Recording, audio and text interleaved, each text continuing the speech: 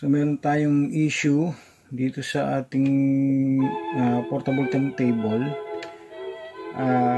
Hindi siya tumitigil. Hindi siya tumitigil ng pag-ikot. Supposedly dapat pag nakarating ang tone arm dito, titigil na rin siya ng pag-ikot. So kailangan siguro i-adjust natin. May adjustan ka dito sa loob.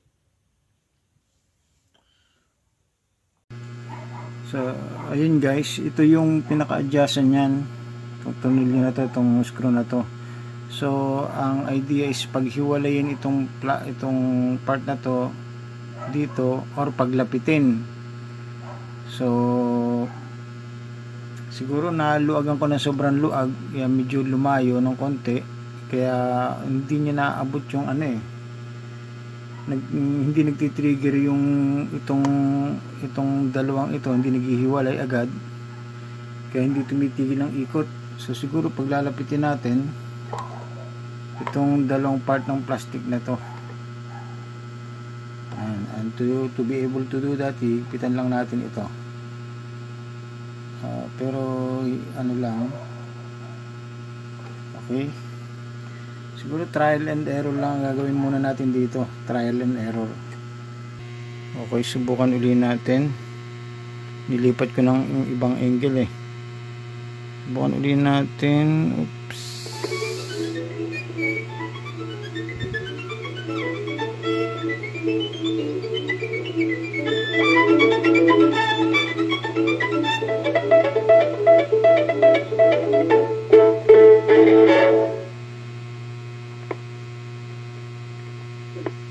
Wait, medyo maaga natapos yata.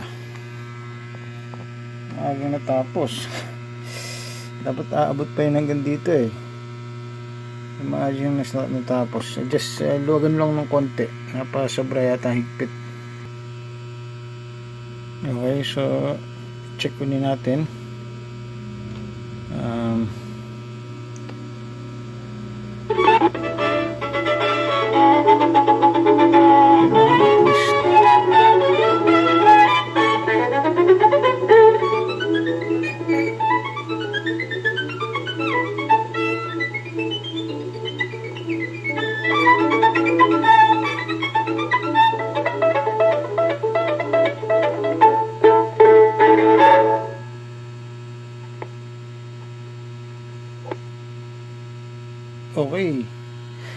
Okay, tumigil siya, tumigil din ang ikot. So na-reach natin ang ang kailangan natin, no? So at least tumigil yung ikot. So testingin naman natin sa 45. Okay guys, testingin natin sa 45. Ilagay muna natin set muna natin sa 45 ito. Ayun. Okay. So testingin natin kung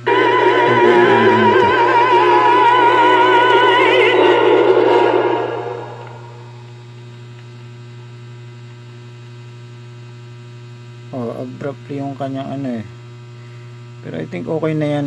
At least tapos yung kanta ng 45 hindi putol, tapos tigil naman dun sa sa 33 and 1/3 dun sa malalaking plaka. Dun kasi nagkakaiba minsan kasi itong label, itong ending minsan magkaiba ng laki.